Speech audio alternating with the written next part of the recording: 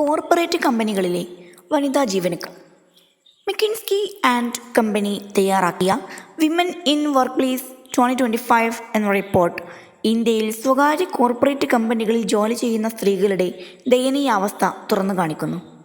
Entry ലെവലിൽ മാത്രമാണ് സ്ത്രീ പ്രാതിനിധ്യം കൂടുതൽ, അതുതന്നെ വെറും 29% മാത്രം. തുടർന്നുള്ള സ്ഥാനക്കയറ്റ തസ്തികകളിലേക്കെല്ലാം നാമമാത്രമായിട്ടാണ് സ്ത്രീകൾ തിരഞ്ഞെടുക്കപ്പെടുന്നത്. പലപ്പോഴും അതിനു മുമ്പേ അവർ ജോലി വിടുകയും ചെയ്യും.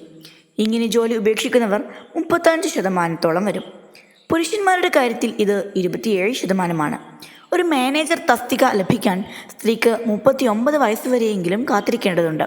പുരുഷന് ഇത് 32 മാത്രം. 77 കോർപ്പറേറ്റ് കമ്പനികളിൽ നടത്തിയ പഠനത്തിൻ്റെ അടിസ്ഥാനത്തിലാണ് ഈ റിപ്പോർട്ട് തയ്യാറാക്കിയിട്ടുള്ളത്.